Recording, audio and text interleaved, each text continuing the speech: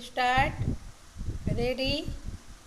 केंद्र सरकार ने पहली बार यह साहस भरा कदम उठाने का निश्चय किया है कि रेलवे लाइन को उखाड़ने या तोड़-फोड़ करने वालों को मृत्युदंड दिया जाए।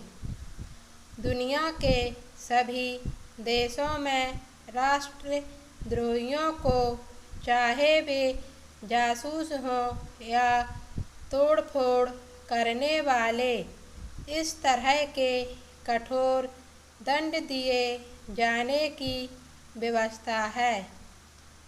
सरकार ने इस आशा से कि लोगों में सार्वजनिक संपत्ति की रक्षा करने की भावना जागेगी, इस तरह की कानूनी व्यवस्था से बचने की कोशिश की। एक कारण यह भी रहा कि मृत्युदंड समाप्त करने के पक्ष में जैसी जनभावना है, केंद्र सरकार ने उसका भी आदर करना उचित समझा।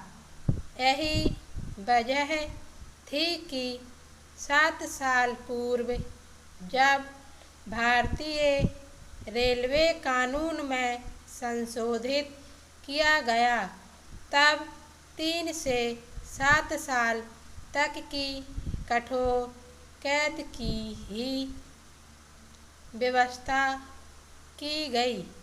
लेकिन इतने दिन तक संशोधन कानून पर अमल करने के बाद सरकार को बाध्य होना पड़ा कि वह तोड़-फोड़ करने पर उतारू तत्वों के खिलाफ कठोर कार्यवाही करे। सीमाओं की रक्षा करने वाले जवानों को ले जाने वाली ट्रेनों में भी तोड़-फोड़ की घटनाएं होने के बाद तो सरकार के लिए और भी आवश्यक हो गया कि वह इस दिशा में शीघ्र कोई कदम उठाए। पैराचेंज।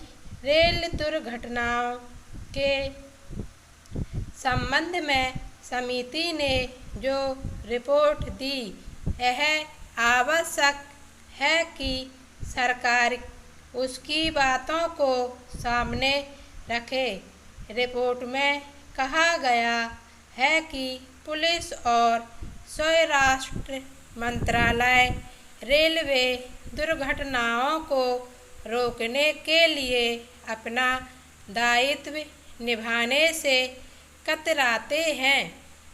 रेलवे जांच के बाद जिन दुर्घटनाओं के लिए तोड़-फोड़ करने वालों को जिम्मेदार ठहराया जाता है, पुलिस अपनी असहमति प्रकट करती है और जहां यह मानती है कि दुर्घटना तोड़-फोड़ के कारण हुई, वहां ऐसे लोगों को गिरफ्तार करने में ढिलाई बरतती है। बांचू समिति ने कहा कि पुलिस ने 27 तोड़-फोड़ की घटनाओं में से सिर्फ 13 को स्वीकार किया और इनमें से भी 7 घटनाओं में वह मुलजिमों का पता लगाने में असफल रही। पैराचेंज। एक पिछले रेल मंत्री ने राज्य पुलिस और रेलवे पुलिस के बीच असहयोग और रेलवे संपत्ति की सुरक्षा में पुलिस की उदासीनता के प्रश्न पर प्रदेशों के मुख्यमंत्रियों से बात की।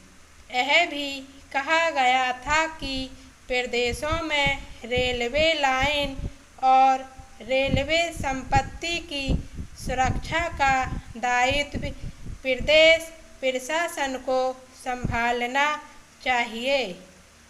Full stop.